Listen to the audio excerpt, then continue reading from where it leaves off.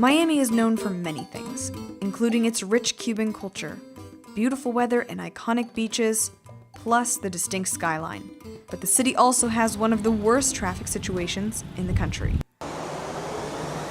The traffic and public transit situation is a main complaint of Miami residents, who only want an easier way around the city. Miami needs good public transportation, and we've never had it. Never. Miami transportation system is really bad. I wish I could have the opportunity to take the bus or the train to work, but there is no way that I can get to work in the regular time, like half an hour, 45 minutes. If I take the train or the bus to work, it's going to take me 2 hours. Miami has the potential to be one of the great cities of the world, but our current transit system is not one of the great transit systems of the world. So I've researched other places, and so we've got a couple of major challenges, right? We're younger than a lot of other cities, New York, Boston, Chicago. What that means is that we developed our city and our county based on the automobile. So things are naturally more spread out. So to actually retrofit more transit into that is pretty expensive. Our other big challenge that those places don't have to deal with is we're not that high elevation-wise, so we can't do underground mass transit. So we've got to figure out what we can do with our topography already and expand those as well as possible. It's big things that affect all of our daily lives. Miami traffic is well known. You can hashtag Miami traffic on social media and you'll see what's gonna show up.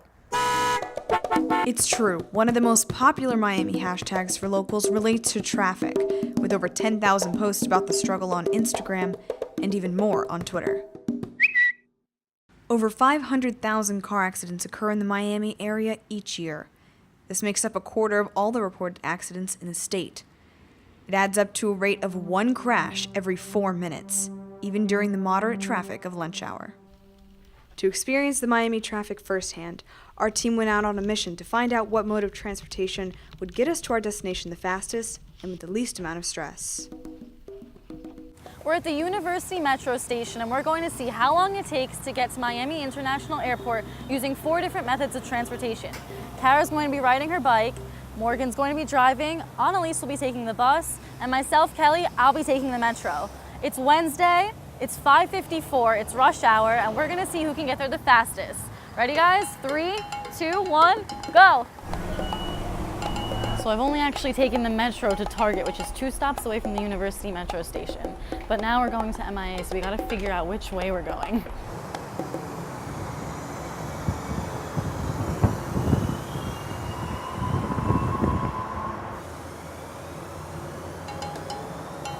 Right now we're at the University Metro Rail Station. We're waiting about 5-ish minutes until the northbound Metro comes, and then we'll be taking that to a bus. In 1.2 miles, turn left onto South Lejeune Road. I guess I am taking the Jeune. Nice little wind.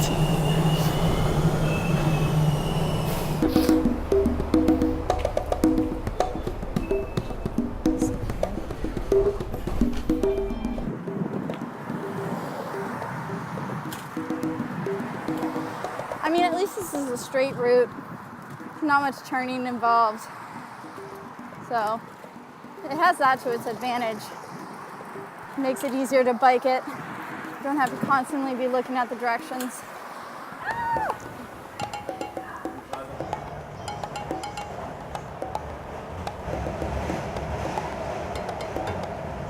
It's over 10 stops away to get to MIA, so we'll be on here for a little while. I'm actually from New York, so I'm used to taking the subway all the time. This is a little bit more interesting because it's above ground, whereas in New York it's underground, the subway is underground. But here the Metro is above ground. It's not nearly as crowded as it would be right now in New York at this time, so we'll see how long it takes. So right now it is 6:19. We're at the Douglas Road Station, and we're about to get on the bus to go to the airport.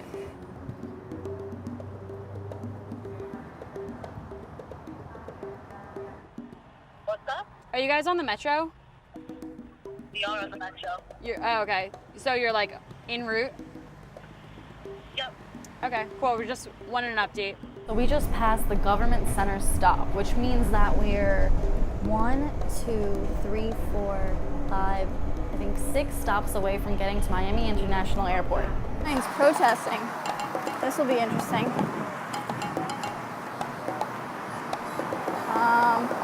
Oh. It's for the upcoming election. Oh, awesome, they're gonna let me through.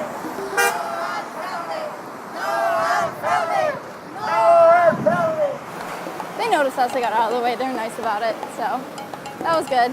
So it's been about 10 minutes, but we're finally about to get on the bus. Here it is right now.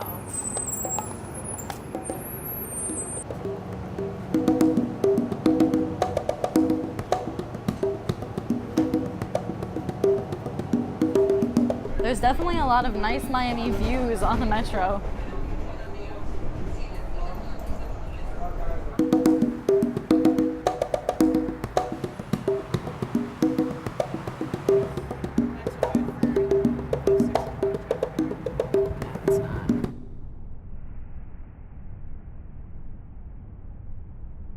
So this bus behind us, I'm pretty sure that's where one of our members is. We haven't lost the race yet. Do not pass in front of the bus. Let's see. There goes the bus. So we won. Took us like 30 minutes to get here. Not bad. Impressive, actually. So it's now 6:32, and we got a little late to the game for start since we started at 6. We're here. It looks like we weren't the first ones to get to the airport. We are still on the first train, and we're gonna have to switch to get on the orange train, which takes us to the airport.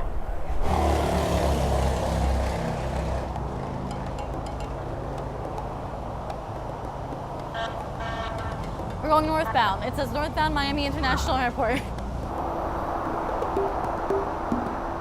So the northbound train on the orange line that we had to transfer to is actually not going to be here for 12 minutes. So we're going to hang out in the meantime, and we'll see if we can make it there second. This is very unsafe. We're just pushing our bikes on the rocks. No, we had to cross the highway. Not safe. No, thank you. Don't bike to the airport. That is a bad idea.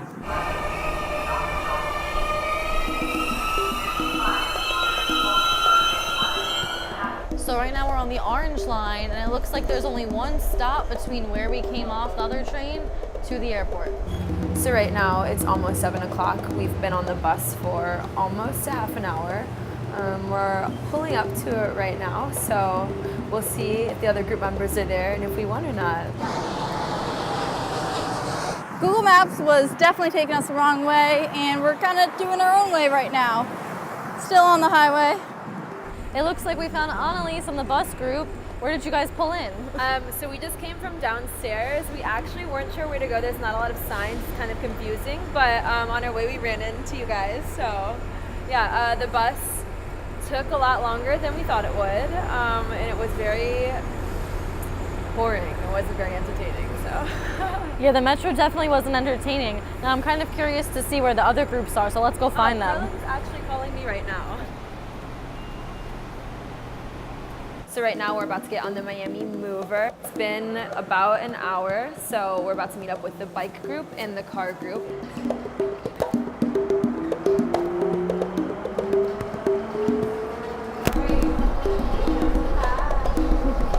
Hey, we're right outside the airport, but we can't get in. It's taken us an hour and 10 minutes to get here. We are soaking wet now.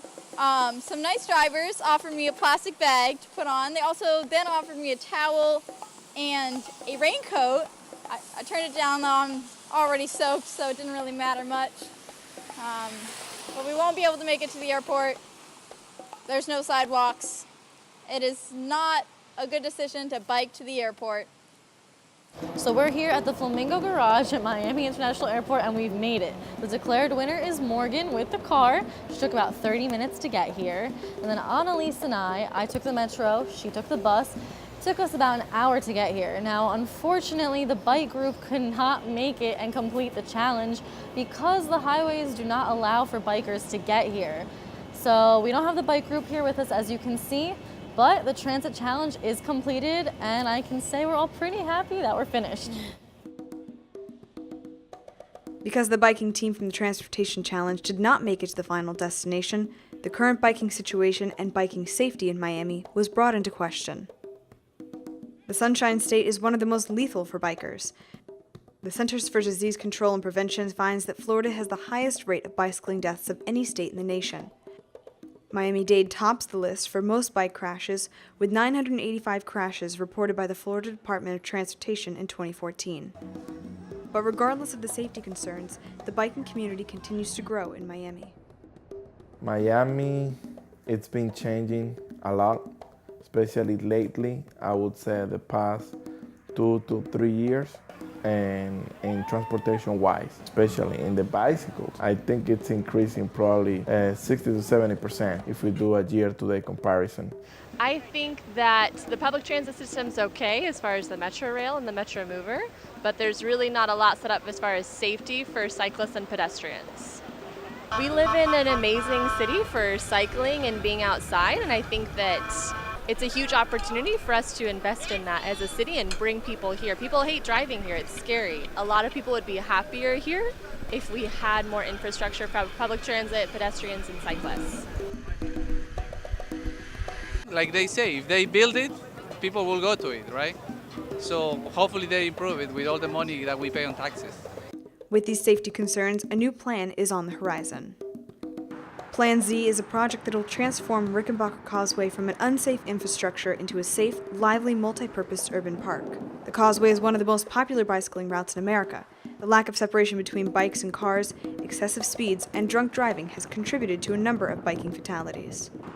An architect and avid cyclist is determined to make Miami safer for bikers and pedestrians. The inspiration was simple. It was two things. One is to try to make it safe to ride, and the second point was seeing other cities like Copenhagen, like New York, that have taken their highways, roadways, and corridors and made them much more accessible. We need to have more of a democratic use of our public space. I think we would be in design and preparation for a year, and I think we could build all of it in an additional 2 years.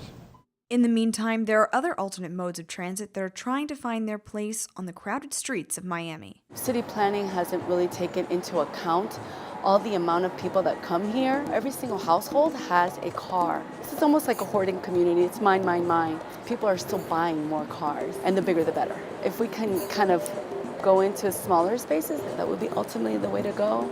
But I think there's just way too many people for the amount of space that we kind of reside in. Smart as a microcar, fuel-efficient vehicle, affordable vehicle, does well in large cities that have a lot of congestion, high cost of living, and typically challenging commuting sort of situations. The days of having the big cars and the whole thing, pretty much, in my personal opinion, are sort of over. With a smaller car, you have easier access, easier parking. It's easier to move from point A to point B. Like the other day when I got out of here, in one of the streets here, there was like a truck and these other 2 utility vehicles, and everybody's trying to figure out who's going to go first. And I'm like, oh no, I got this. I went zoom, zoom, zoom, zoom. I was out, and they're just looking at me like, you guys figure it out, because I'm out of here. So size does matter in this case. You make do with what you have, but I don't know Miamians' mentality because of all the space we've had for so many years. But it's changing. The current state of the Miami transit system is in flux. We need to expand it, we need to improve it. We're embarking on a journey to do that, so it's very much a work in progress. Miami-Dade's also in the midst of developing a larger bus network. Right now, the Miami Transit operates around 800 buses and 27 municipal trolleys. The system carries 70 to 80 million people a year. But over the next few years, new transit lines will be constructed and the buses will change from being long-haul buses to feeder buses in order to feed the new transit lines and the rail line. Plus, 300 new environmentally friendly compressed natural gas buses will also be rolling out, making Miami's transit more green. the Strategic Miami Area Rapid Transit Plan, also called the SMART Plan. The Miami-Dade Metropolitan Planning Organization is prioritizing the growth and expansion of mass transit in order to address congestion and provide alternative transportation choices for residents and visitors. Miami is the most populous county in the state of Florida, with millions of tourists each year. The SMART Plan identifies 6 rapid transit corridors that support the mobility and growing population and economy in Miami. A critical component of the plan is a network of express buses that will seamlessly connect to the SMART Plan corridors with our existing Metrorail system. The 6 rapid transit corridors are identified in the plan and have long been documented in the county's long-range transportation plan. It is also consistent with the People's Transportation Plan that was amended by the MPO in a unanimous resolution that set the plan at a high priority in the county. Beyond the SMART Plan is implementing what the MPO is calling the SMART Region, that builds on the existing transit network known as the Metrorail. The proposed extended rail lines will allow the county to support future population growth in the region. As of right now, the existing Metrorail line goes from South Dade to Hialeah, but it's only 25 miles. The new SMART Plan corridors will expand the Metrorail south all the way down to Homestead and Florida City. It'll also go east and west along the 836. The northeast component will go up Biscayne Boulevard, and the north line will go up 27th Avenue. A Kendall Line and Miami Beach component are also planned. It's estimated that within the next year and a half, at least 2 corridors will be under construction, with the others following shortly behind. And within 10 years, Miami could have all 6 corridors under construction or operational. From one rail line to another, Florida is in the midst of revamping train service in the state. Brightline serves as an alternative to the crowded highways and connects tourists and locals to the cities of Orlando, West Palm Beach, Fort Lauderdale, and Miami. The stations will be located in the midst of these cities and provide a new way to travel up and down the coast. Brightline is highlighting the main features of convenience, with trains departing on a regular schedule, comfort provided in the cabin, and productivity. The project is privately funded, and it's estimated that Brightline has created 10,000 jobs in the construction phase. Florida's rail history goes back to the time of Henry Flagler and the Florida East Coast Railroad that was founded in 1885. Brightline will be using those very same tracks for their modern high-speed trains.